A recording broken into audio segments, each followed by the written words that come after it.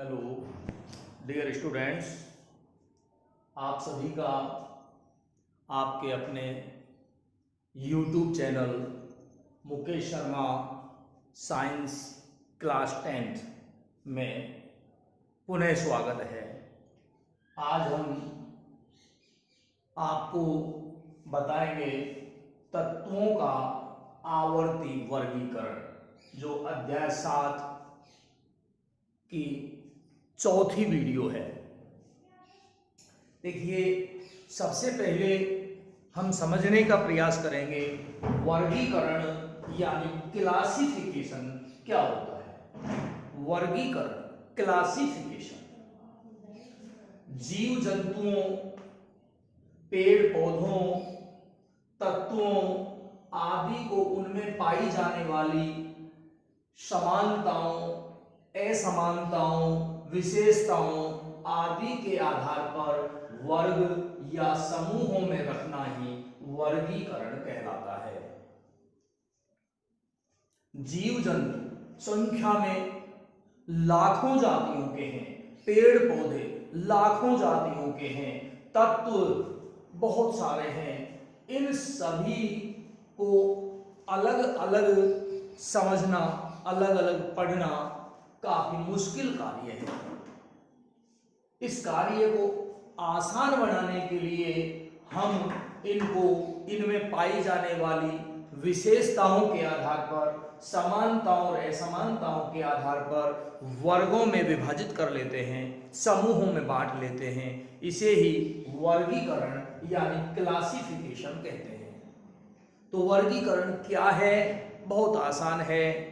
जीवों को या तत्वों को उनमें पाई जाने वाली विशेषताओं के आधार पर समूहों में बांटकर समझना या समूहों में बांटकर उनका अध्ययन करना वर्गीकरण कहलाता है। अब प्रश्न उठता है कि वर्गीकरण क्यों किया जाता है, या वर्गीकरण का क्या महत्व है, या वर्गीकरण की क्या आवश्यकता है।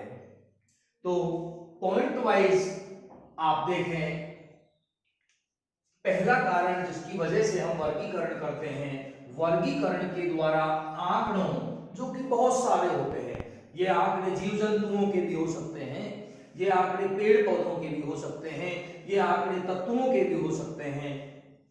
तो ये जो बहुत सारे आंकड़े हैं जो अव्यवस्थित हैं, इनको एक व्यवस्थित रूप देने के लिए वर्गीकरण किया जाता है।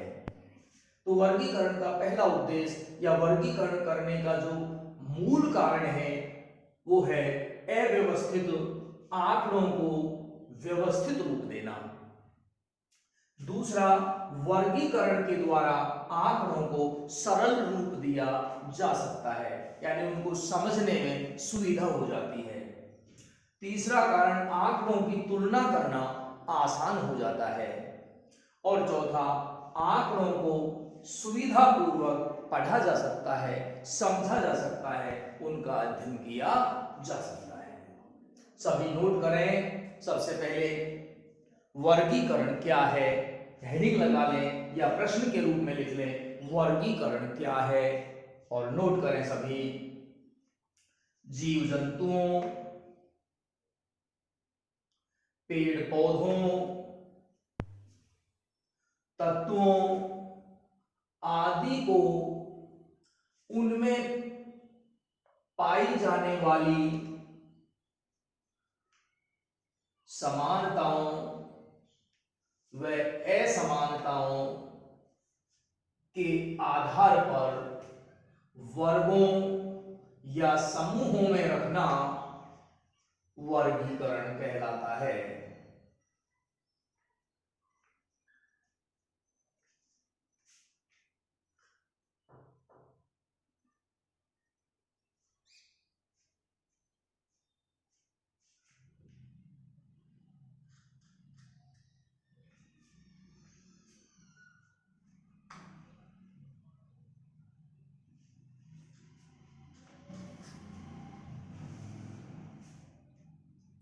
नेक्स्ट हेडिंग लगाएं या प्रश्न लिख सकते हैं, वर्गीकरण की आवश्यकता क्या है, या वर्गीकरण क्यों आवश्यक है, या वर्गीकरण का महत्व बताइए। वर्गीकरण क्यों आवश्यक है, या वर्गीकरण का महत्व बताइए।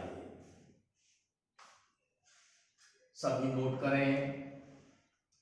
वर्गीकरण क्यों आवश्यक है, इसको हमने 4 बिंदुओं में लिखा है, आप नोट कर लें।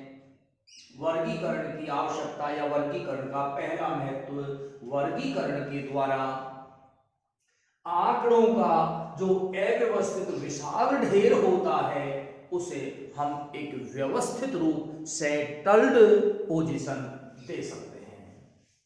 दूसरा, वर्गीकरण के द्वारा आंकड़ों को सरल रूप दिया जा सकता है, यानी उनको समझने में आसानी हो सके ऐसा रूप दिया जा सकता है। तीसरा, वर्गीकरण करने से आंकड़ों की परस्पर तुलना करना आसान हो जाता है। चौथा, आंकड़ों का सुविधापूर्वक अध्ययन किया जा सकता है। यह है वर्गीकरण की आवश्यकता के कारण या वर्गीकरण के महत्व।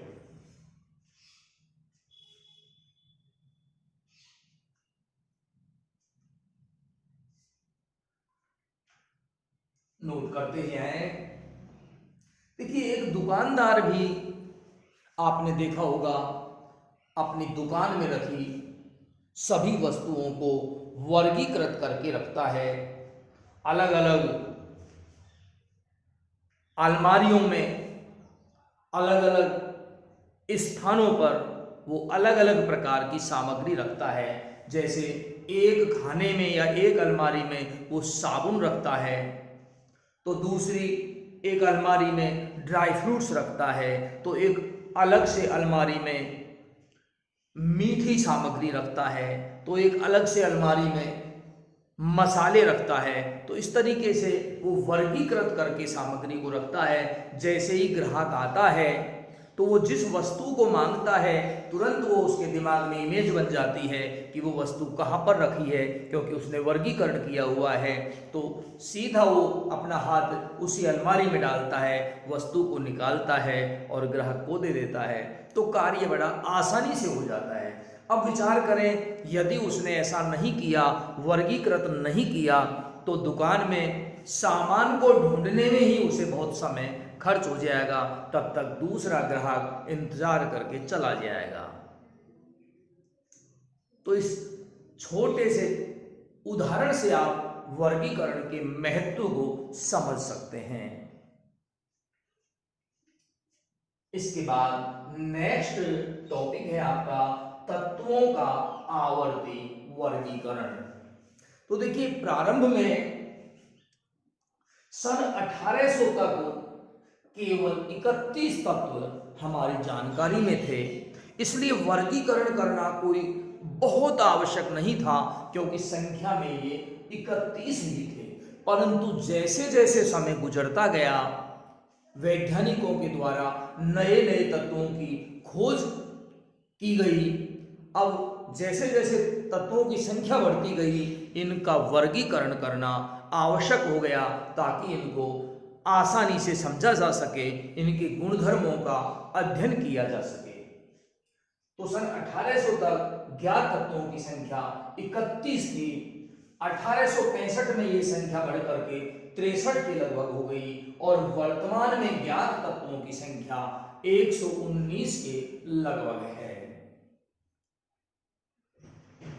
नोट कर लें, सन 1800 तक ज्ञात तत्वों की संख्या लगभग 31, 1865 तक ज्ञात तत्वों की संख्या लगभग 63, और वर्तमान में ज्ञात तत्वों की संख्या लगभग 119।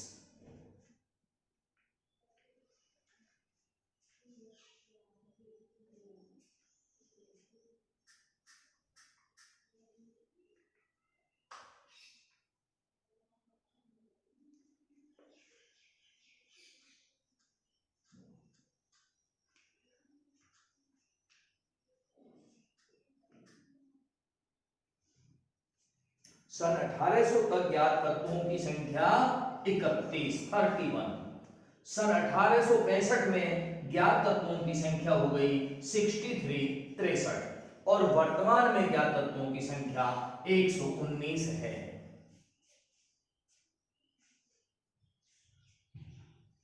तत्वों को वर्गीकृत करने का प्रयास अनेक विद्वानों, अनेक वैज्ञानिकों के द्वारा किया गया, परंतु जिन वैज्ञानिकों का सर्वाधिक योगदान वर्गीकरण करने में रहा उनमें प्रमुख हैं डोबेलाइनर, न्यूलैंड्स, मेंडेलीफ, मोजले आदि। नोट कर ले सभी, डोबेलाइनर, न्यूलैंड्स, मेंडेलीफ, मोजले आदि वैज्ञानिकों का तत्वों को वर्गीकृत करने में विशेष योगदान रहा है।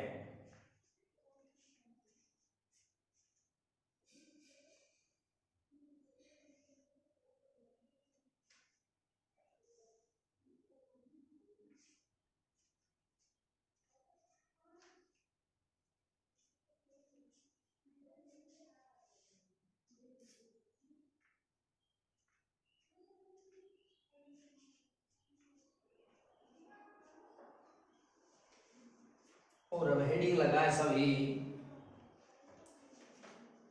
डोबेलाइनर का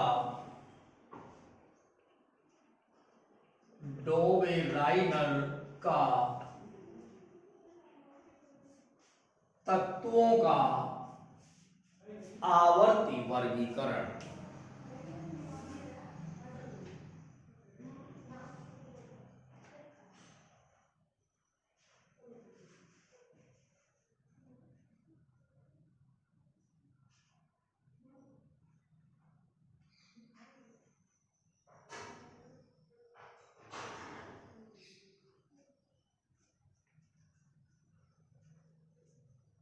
डैश लगा करके सभी नीचे से लिखेंगे। डोबेलाइनर ने, मेरे साथ लिखते जाए सभी, डोबेलाइनर ने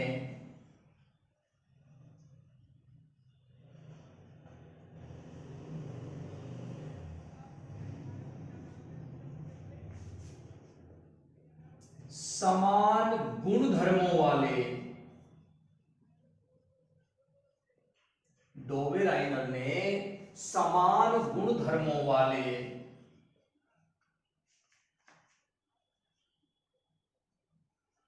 तीन तत्वों के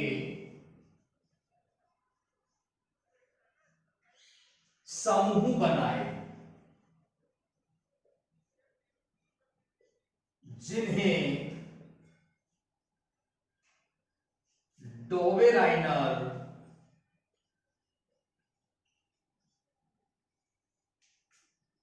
त्रिक कहते हैं। सभी नोट करें, डोबेलाइनर ने समान गुणधर्मों वाले तीन तत्वों के समूह बनाए, जिन्हें डोबेलाइनर त्रिक कहते हैं।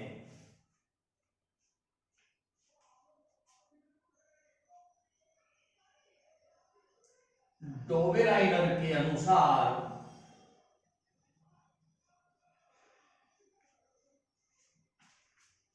त्रिक समूह के तत्वों को, त्रिक समूह के तत्वों को उनके परमाणु भार के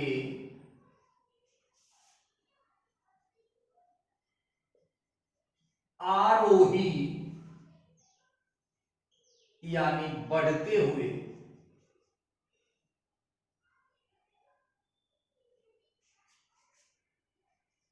क्रम में व्यवस्थित करें। डोबेलाइनर के अनुसार त्रिक समूह के तत्वों को उनके परमाणु भार के आरोही क्रम में यानी बढ़ते हुए क्रम में व्यवस्थित करें तो बीच वाले तत्व का परमाणु भार शेष दोनों तत्वों के परमाणु भारों का लगभग औसत होता है।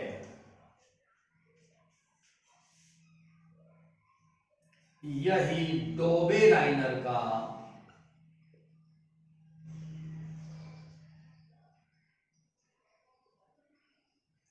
त्रिक नियम कहलाता है।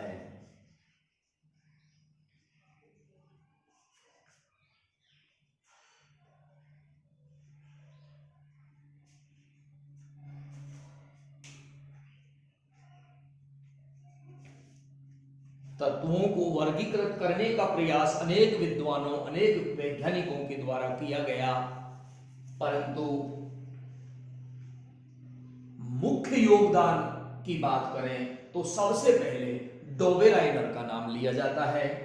डोबेराइनर ने समान गुणधर्मों वाले 3 तत्वों का एक समूह बनाया, जिनको डोबेराइनर त्रिक कहा गया। डोबेराइनर ने बताया कि त्रिक समूह के तत्वों को उनके परमाणु भार के आरोही क्रम में व्यवस्थित कर दें, यानी बढ़ते हुए क्रम में रख दें, तो बीच वाले तत्व का परमाणु भार शेष दोनों तत्वों के परमाणु भारों का लगभग औसत होता है। यही डोबेराइनर का त्रिक नियम कहलाता है। जैसे त्रिक 1 जो डोबेराइनर ने त्रिक बताया, LiNaK, तो Li का परमाणु भार है 7, सोडियम का परमाणु भार है 23 और पोटेशियम का परमाणु भार होता है 39।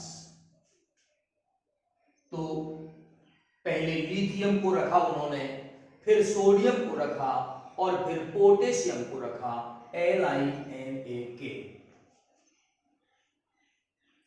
इसमें उन्होंने देखा कि पहले और तीसरे परमाणु के भारों का औसत लगभग बीच के परमाणु भार के बराबर होता है, यानी 7 + 39/2 बराबर आ गया 39, 7 46/2 यानी 23।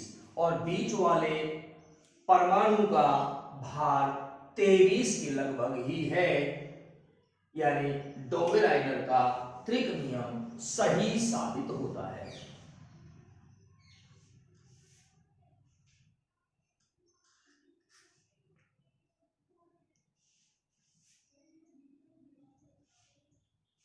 डोबेराइनर ने बताया कि तत्वों को उनके परमाणु द्रव्यमान के या परमाणु भार के आरोही क्रम में रख दें, तो बीच वाले का जो द्रव्यमान है यानी भार है वो शेष दोनों का औसत होता है।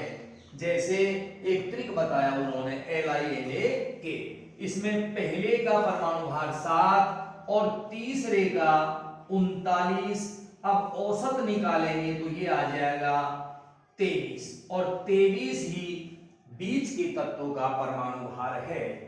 यही बात डोबेराइनर ने बताई थी अपने नियम में। दूसरा त्रिक इन्होंने खोजा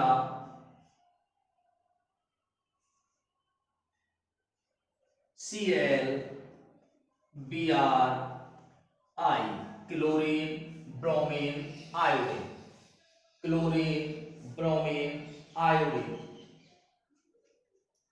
क्लोरीन का परमाणु भार होता है 35, ब्रोमीन का परमाणु भार होता है लगभग 80 और आयोडीन का परमाणु भार होता है 127। तो इस त्रिक में भी आप देखेंगे कि पहले का द्रव्यमान यानी भार है 35 और तीसरे का है 127। औसत निकालेंगे, दोनों को जोड़कर 2 का भाग देंगे तो ये आ गया 7 5 12 का 2 हासिल 1 12 3 15 1 16 बटे 2 2 8 16 2 एकम 2 81 आ गया। और यहां पर ब्रोमीन का परमाणु भार 80 है यानी लगभग सही है। यही डोवेराइनर ने अपने नियम में बताया था कि बीच वाले परमाणु का परमाणु भार शेष दोनों के परमाणु भारों का लगभग औसत होता है। तो लगभग है ये 80 और 81। एक और त्रिक इन्होंने बताया,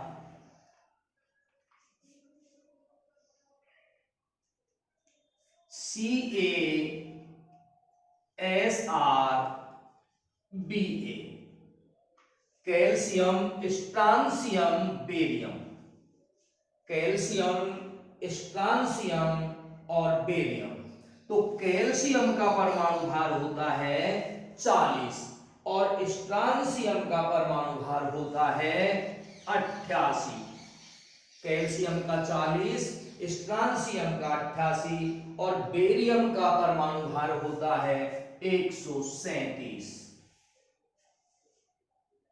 CaSrBa 40, 88, 137। अब इसमें भी देखते हैं, पहले और तीसरे का परमाणु भार जोड़ करके 2 का भाग देंगे तो जो औसत आएगा वो बीच वाले के बराबर होगा, यानी डोवेराइनर के त्रिक नियम के अनुसार ही है। देख लीजिए 40 प्लस 137 बटा 2 तो ये हो गया 7 13 4 17 बटा 2 2 8 16 1 बच गया 17 2 8 16 लगभग 88 आया। 88 दशमलव कुछ आ रहा है यानी लगभग 88 आया है।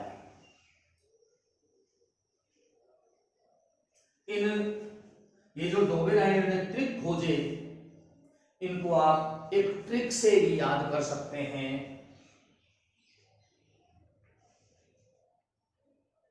LiNa पहला ट्रिक, दूसरा ClBrI, तीसरा CaSrBa। ये परमाणु भार इनके आपको याद करने होंगे।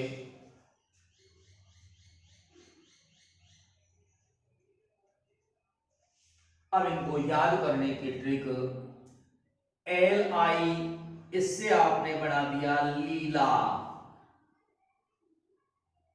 Na नाच और K से K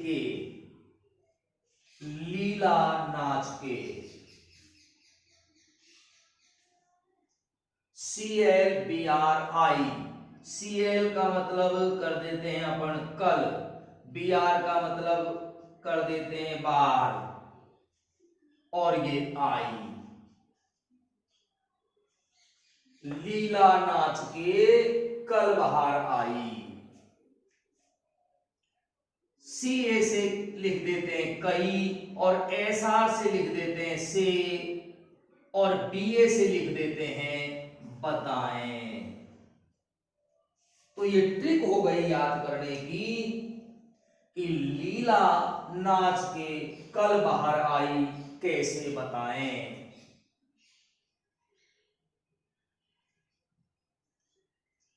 पहले ट्रिक है लीला नाच के, दूसरे ट्रिक है कल बाहर आई और तीसरे ट्रिक है कैसे बताएं। यहां पहले आप इनको समझ लें। लीला का मतलब ये लिथियम है Li, नाच का मतलब ये सोडियम है Na और K का मतलब ये K है यानी पोटेशियम। Cl का मतलब कल यानी क्लोरीन और बाहर का मतलब ब्रोमीन ये Br, बार या बाहर जो भी लिखें और I का मतलब ये आयोडीन। Ca में कैल्शियम का कई ले लिया और Sr स्ट्रांसियम में ये से ले लिया और Ba में से बई यानी ब ले लिया बताएं। तो लीला नाच के कल बाहर आई कैसे बताएं। ये 3 ट्रिक हो गए डोबेराइनर के।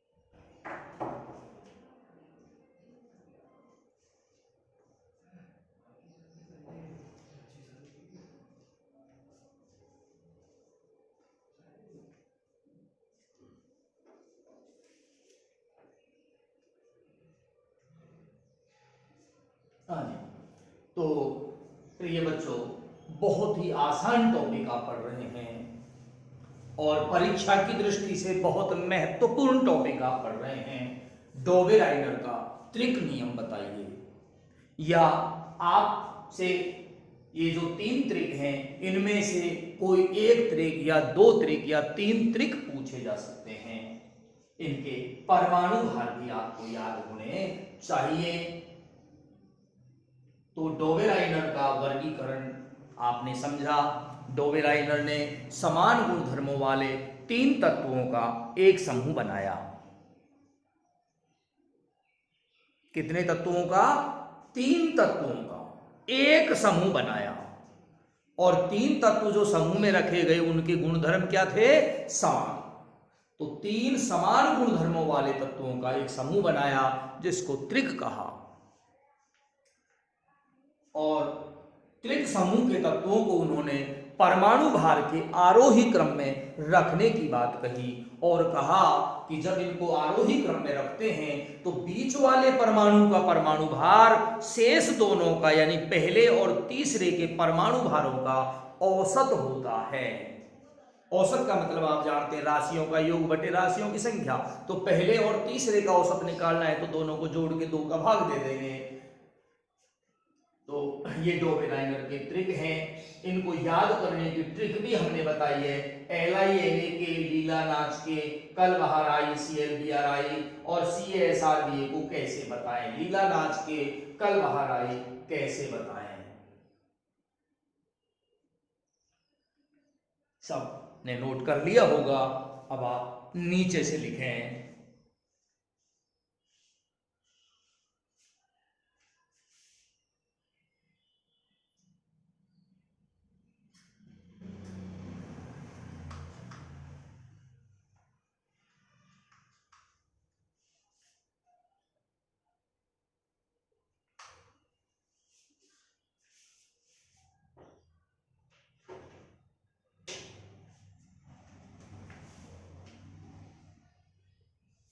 कमी, इस नियम की कमी या इस वर्गीकरण की कमी लिखिए। सभी लिखें। डोबेराइनर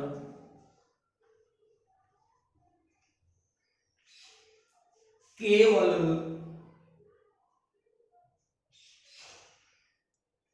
3 ही त्रिक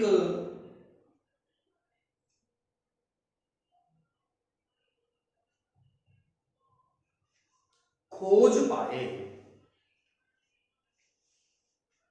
डोबेराइनर केवल 3 ही त्रिक खोज पाए। LINA के CLBRI और CSRBA ये 3 त्रिक ही डोबेराइनर खोज पाए, यानी केवल 9 तत्वों का ही वर्गीकरण ये कर पाए, जबकि इनके समय ज्ञात तत्वों की संख्या 30 से भी ज्यादा थी। तो केवल 9 ही तत्वों का ये वर्गीकरण कर पाए। तो डोबेराइनर केवल 3 त्रिक ही खोज पाए, अतः यह नियम अन्य तत्वों का वर्गीकरण करने में असफल रहा।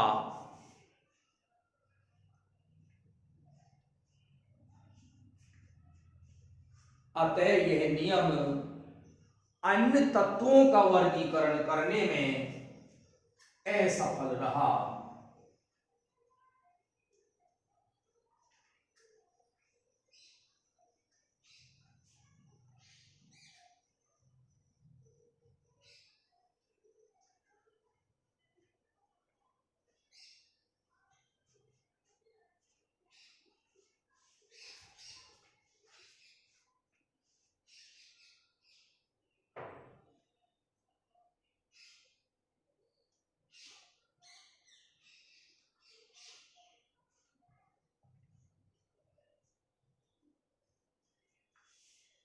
इसके बाद तत्वों के वर्गीकरण का प्रयास किया न्यूलैंड्स ने। न्यूलैंड्स का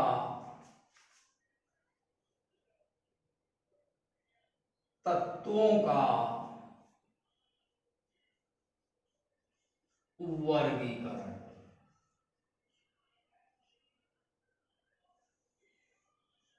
न्यूलैंड्स का तत्वों का वर्गीकरण।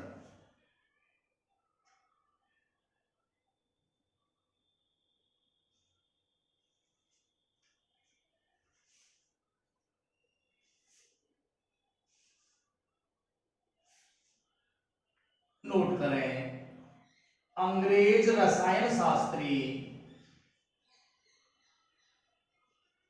अंग्रेज रसायन शास्त्री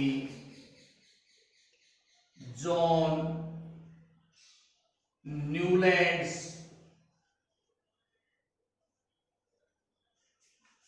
ने 1865 में तत्वों को वर्गीकृत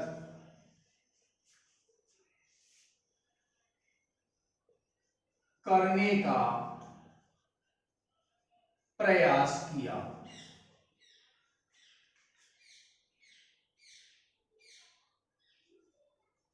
इन्होंने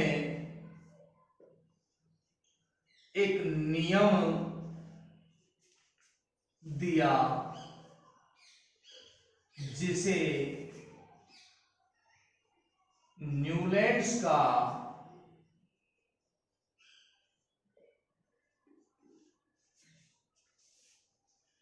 अष्टक नियम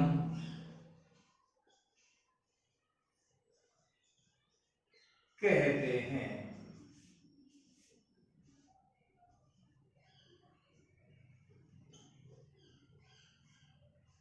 अंग्रेज रसायनज्ञ जॉन न्यूलैंड्स ने 1865 में तत्वों को वर्गीकृत करने का प्रयास किया। इन्होंने एक नियम दिया जिसे न्यूलैंड्स का अष्टक नियम कहते हैं। इस नियम के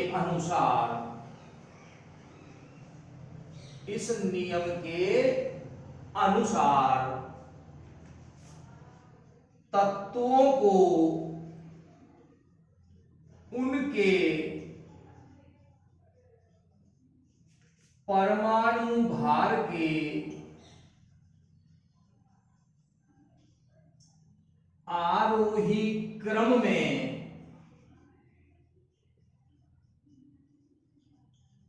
व्यवस्थित करें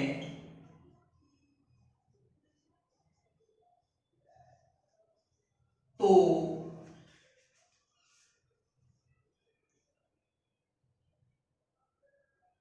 आने वाला हर आठवां तत्व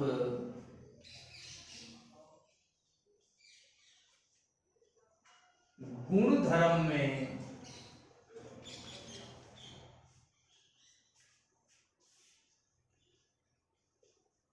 पहले तत्व के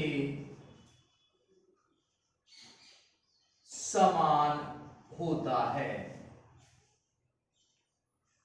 इस नियम के अनुसार यानी न्यूलैंड्स के अष्टक नियम के अनुसार तत्वों को उनके परमाणु भार के आरोही क्रम में व्यवस्थित करें तो आने वाला हर आठवां तत्व गुणधर्म में पहले तत्व के समान होता है।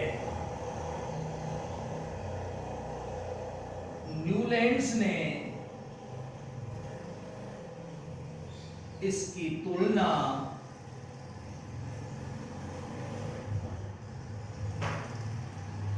संगीत के स्वरों से की।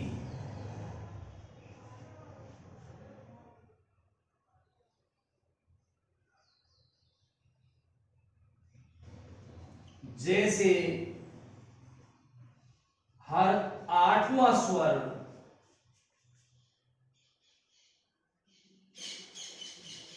पहले के समान होता है,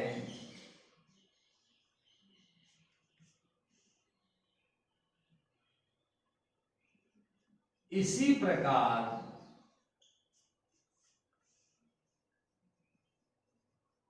हर 8वां तत्व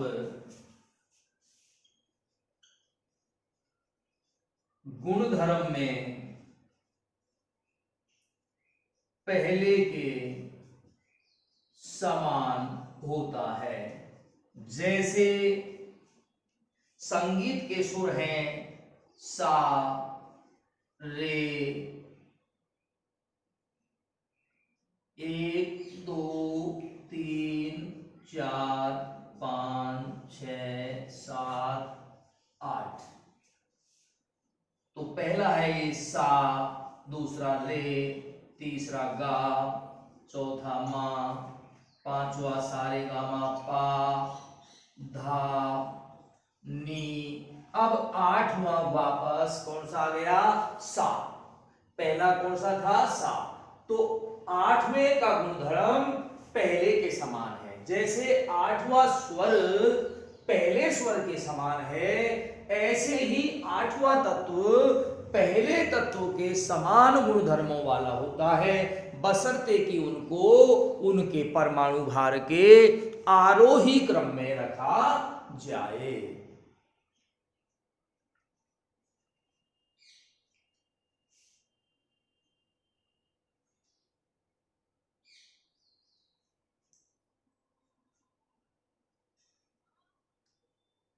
तो 1865 में जब इन्होंने तत्वों का वर्गीकरण किया था तो उस समय लगभग 63 तत्वों की जानकारी थी। तो इन तत्वों का इन्होंने वर्गीकरण किया, इनको परमाणु भार के आरोही क्रम में रखने का प्रयास किया। तो पहला तत्व लिथियम Li। देखिए उस समय निष्क्रिय गैसें यानी अक्रिय गैसें एक भी ज्ञात नहीं थी। Helium, neon, argon, krypton, xenon, radon आदि जो आपके वर्तमान में आवर्त सारणी में 18वें वर्ग में रखी हुई हैं अक्रिय गैसें, वो एक भी ज्ञात नहीं थी। इसलिए आप ये नहीं कह सकते कि हमने यहाँ हीलियम नहीं लिखा। और हाइड्रोजन भी उस समय ज्ञात नहीं थी, तो हाइड्रोजन भी नहीं लिखा। तो हमने शुरू किया है लिथियम से। तो Li, Be, B, C, NO, F, ये 7 हो गए। Lithium, beryllium, boron, carbon, nitrogen, oxygen और फ्लोरीन। अब फ्लोरीन के बाद वर्तमान में जो आवर्त सारणी है उसमें नियोन आता है, परंतु आपको पता है नियोन अक्रिय गैस है। तो जब न्यूलैंड्स ने वर्गीकरण किया था तब ये ज्ञात नहीं था, इसलिए नियोन को आप छोड़ देंगे और फिर चालू करेंगे सोडियम से। तो Na, फिर Na के बाद Mg, Al, Si, P, S, Cl। अब Cl के बाद फिर आता है आर्गन, और आपको पता है आर्गन भी अक्रिय गैस है, निष्क्रिय गैस है, तो ये भी उस समय ज्ञात नहीं थी। अब इसके बाद आता है आर्गन के बाद पोटेशियम और ये कैल्शियम। ये यहीं तक लिखना है आपको।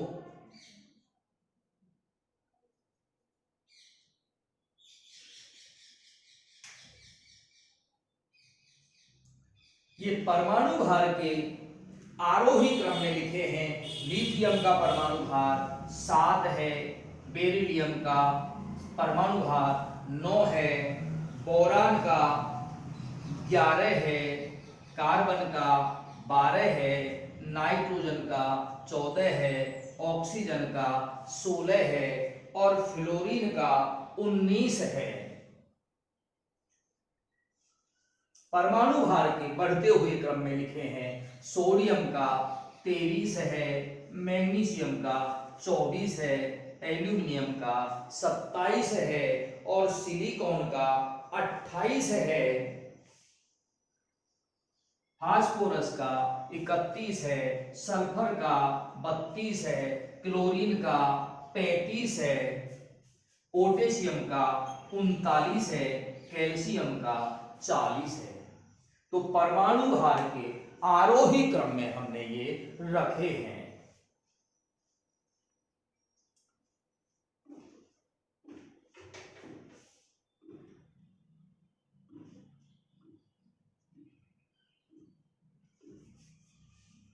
तो आप देख रहे हैं जैसे ये पहले नंबर पर है लिथियम, तो लिथियम के बाद 8वें नंबर पर कौन आ रहा है? देखो लिथियम पहला नंबर, तो 1 2 3 4 5 6 7 और ये 8वें पर आ गया Na सोडियम।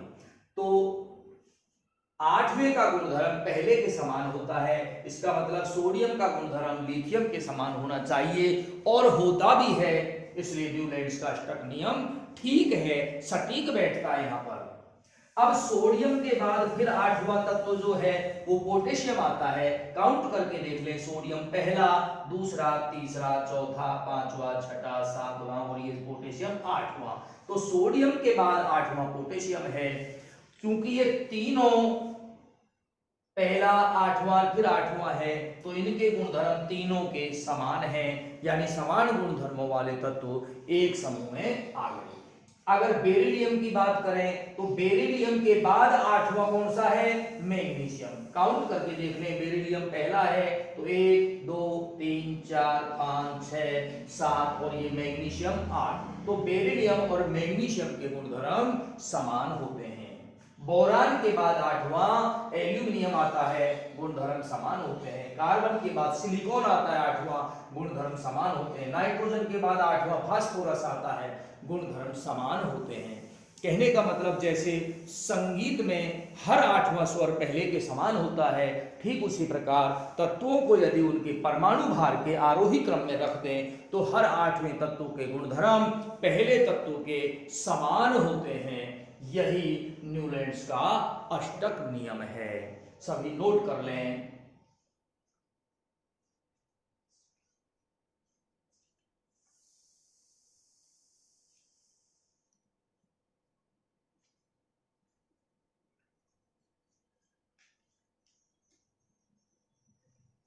नोट कर लें।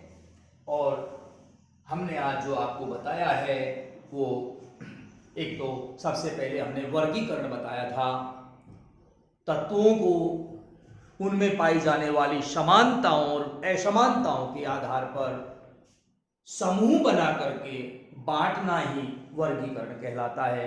फिर हमने बताया इसकी आवश्यकता, तो वर्गीकरण करने से अध्ययन में सुविधा हो जाती है। जो अव्यवस्थित आंकड़ों का ढेर होता है वो सुव्यवस्थित हो जाता है। इसके बाद हमने आपको बताया कि वर्गीकरण, तत्वों का वर्गीकरण करने में किन किन विद्वानों का विशेष योगदान रहा, और फिर उसके बाद डोवेलाइनर का त्रिक नियम बताया, न्यूलैंड्स का अष्टक नियम बताया। ये सारी चीजें आप एक बार रिवाइज करेंगे, ढंग से समझेंगे, और अगर समझ में नहीं आती है, कोई प्रॉब्लम आती है, कोई समस्या आती है, तो आप हमें कमेंट्स के द्वारा सूचित करेंगे। हम कमेंट्स के द्वारा आपको उसका जवाब देंगे। और यदि आपको ये वीडियो पसंद आया हो, अच्छा लगा हो, तो आप सभी जिन्होंने अभी तक मेरा चैनल सब्सक्राइब नहीं किया है वो सब्सक्राइब कर लें। पसंद आए लाइक करें। धन्यवाद।